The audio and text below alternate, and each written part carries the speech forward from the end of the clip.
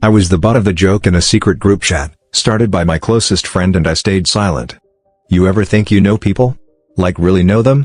Only to find out they were laughing behind your back the whole time?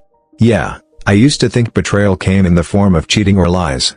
Turns out, it can also come wrapped in inside jokes, group chats, and people who smile to your face while calling you a joke behind closed doors.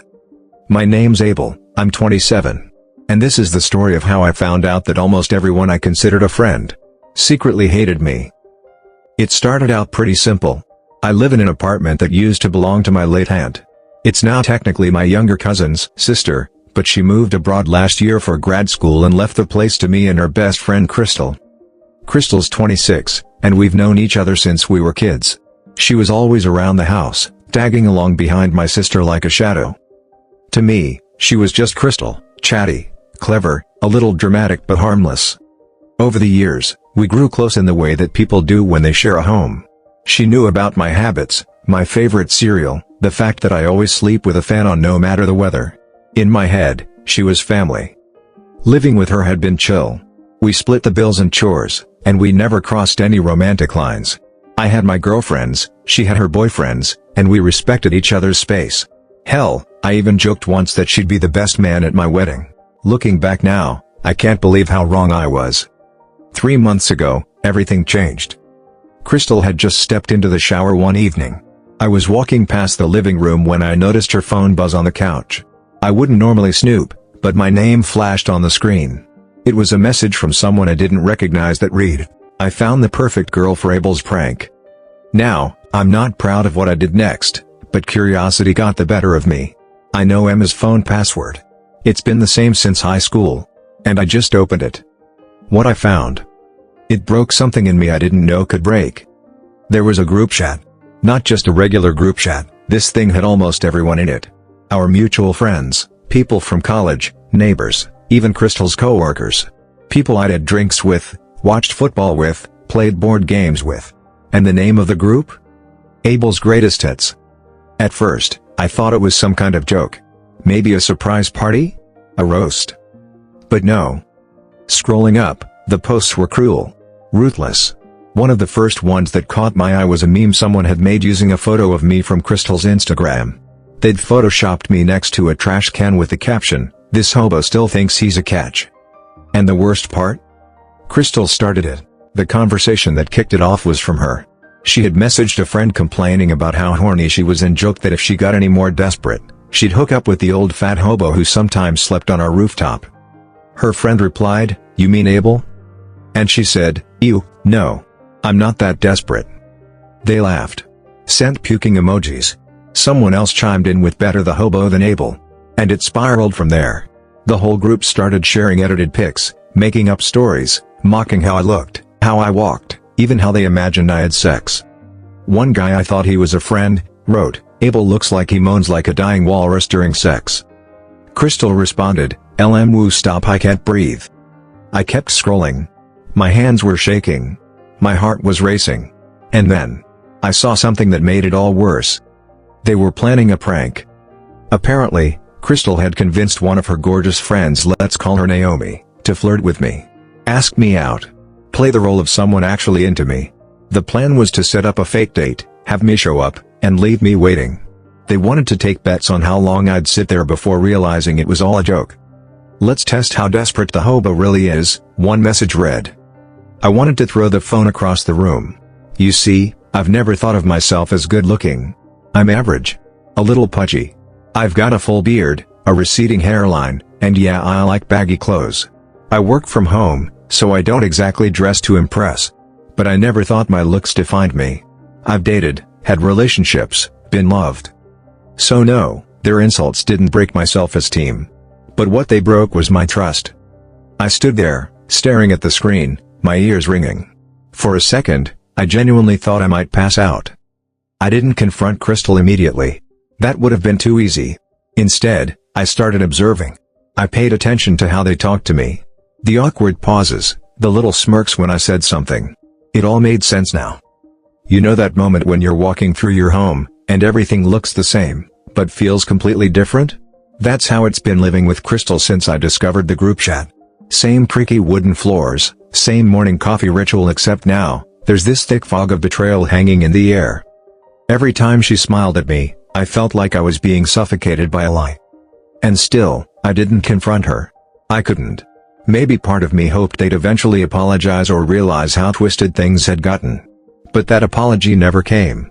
Of course, I'm more hurt about Crystal. The betrayal cuts deeper because of our history. 4 years ago, after my motorcycle accident, she was my rock. She practically lived in the hospital for those 12 days, ensuring I had everything I needed. Back home, she helped me with daily tasks until I regained my strength. Her unwavering support during that time made me believe in the authenticity of our bond. That's why this current situation is so baffling. How could someone who once cared so deeply now be part of a group that mocks me behind my back? I want to believe that her initial comment was a misguided joke that spiraled out of control, but the continued participation suggests otherwise. In the weeks following my discovery, I distanced myself. I used work as an excuse to avoid social gatherings and limited my interactions at home. If I knew they were around, I'd stay out longer or find alternative plans. The solitude was both a refuge and a torment.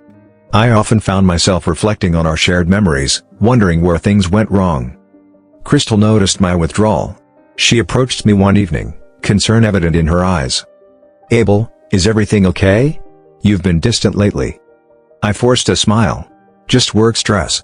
There's a potential promotion on the horizon, and it's been consuming my time and energy." That wasn't entirely untrue.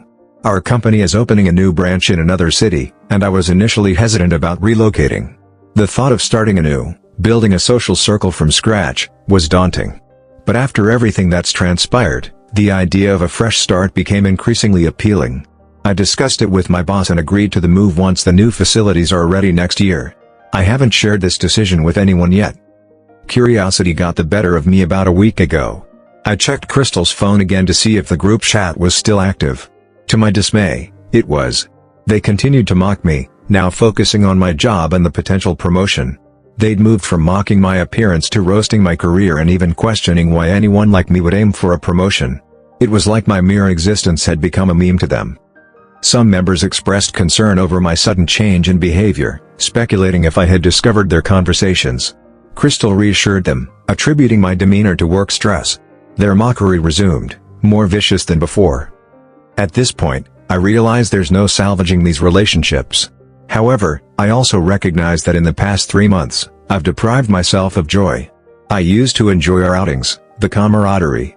So, I've decided to feign ignorance, to immerse myself in these social interactions once more. After all, in 5 months, I'll be relocating, leaving this chapter behind. I plan to depart without informing anyone, except perhaps Crystal. I intend to block the rest, and if they attempt to reach out, I'll send Crystal the screenshots of their conversations. Let the evidence speak for itself. Reintegrating into the group was surprisingly easy. They welcomed me back without hesitation, perhaps relieved that I seemed normal again. We resumed our usual activities, movie nights, bar outings, and weekend brunches. I laughed at their jokes, participated in conversations, and even shared personal anecdotes. But beneath the surface, I remained vigilant, observing their behaviors and noting inconsistencies. Crystal, in particular, seemed genuinely pleased with my return. She often initiated conversations, shared stories from her day, and even cooked meals for us. There were moments when I almost believed in the authenticity of our friendship again. But then, I'd recall the messages, the ridicule, and the betrayal. The duality of her actions and words kept me on edge. One evening, during a group dinner, the topic of my promotion surfaced. "Abel, tell us about this new branch," one friend inquired. I shrugged, "It's still in the planning stages. Nothing's set in stone yet." They exchanged glances, subtle smirks playing on their lips. I recognized those expressions from the screenshots.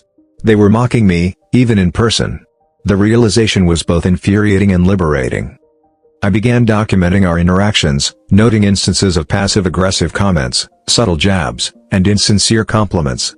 This compilation served as a reminder of their duplicity and reinforced my decision to leave without a word. As the months progressed, my relocation date approached. I finalized arrangements, secured housing in the new city, and prepared for the transition. All the while, I maintained the facade, participating in group activities and engaging in conversations. However, the emotional toll was significant. Pretending to be oblivious, laughing at jokes made at my expense, and feigning camaraderie with those who betrayed me was exhausting. Crystal remained a constant presence, her actions oscillating between genuine concern and subtle condescension. I often wondered if she sensed my awareness of the group chat. Her behavior suggested a mix of guilt and denial. She'd occasionally bring up our past, reminiscing about shared experiences and expressing gratitude for our friendship. These moments were bittersweet, reminding me of the bond we once shared and the chasm that now existed between us. One night, after a particularly draining gathering, I returned home to find Crystal waiting in the living room. "Abel, can we talk?" she asked, her voice tinged with apprehension. I nodded, taking a seat across from her. "I've noticed changes in you," she began. "You seem distant, even when you're with us. Is everything truly okay?" I hesitated, choosing my words carefully. "Life has been overwhelming lately. But I'm managing." She looked unconvinced but didn't press further. The conversation ended, leaving a lingering tension in the air. As I mentioned earlier, I do have army friends.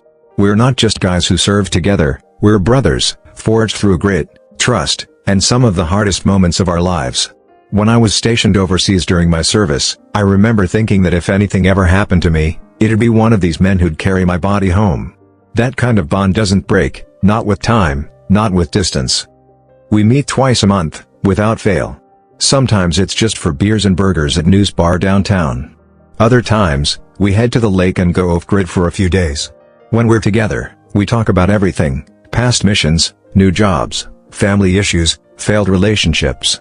There's no judgment, no passive-aggressive jokes, no laughing at someone's back. Just raw honesty. If you mess up, they'll tell you to your face. But they'll also have your back no matter what. That's the kind of friendship I value now more than ever. I also have my best friend, Farron. We met in college second-year roommates. He moved to Connecticut last year for work about an hour's drive from where my company's new branch will be. The thought of living so close to him again? That's probably the only thing keeping me going right now. I haven't told him yet. I keep imagining how surprised he'll be when I show up at his door with a six-pack and say, "Room for one more in Connecticut?" The contrast between my real friends and the group chat clowns couldn't be sharper. The people in that group, Crystal included, they were never forged in fire with me. They were convenient. Proximity friends. Friends born out of habit, same university, same workplace, same apartment. I know not all of them are actively mocking me. Some never comment. Others just send a laughing emoji and move on. But they're all still there.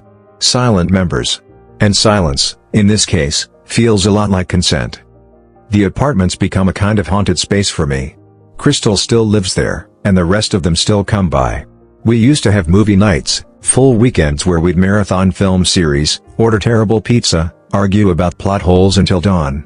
Now, when they're over, I retreat to my room with noise-canceling headphones.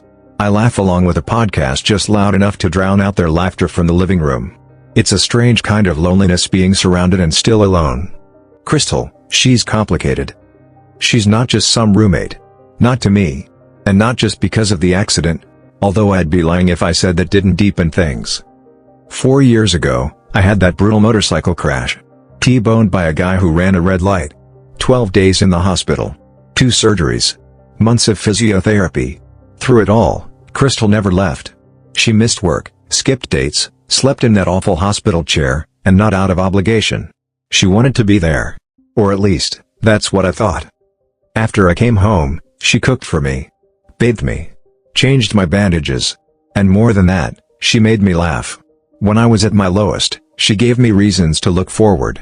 I started to think maybe she was it. Maybe all those cliché rom-coms had a point. But now? I don't know what to think.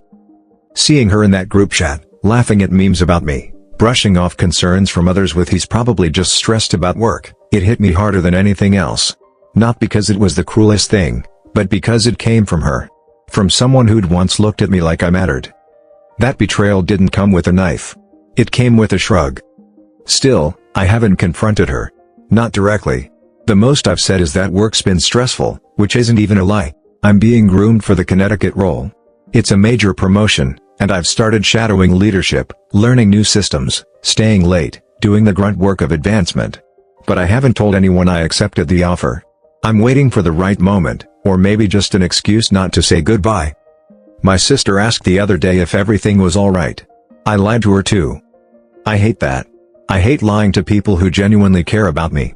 But if I told her the truth that Crystal and our so-called friends have been mocking me behind my back, she'd tell Crystal in a heartbeat.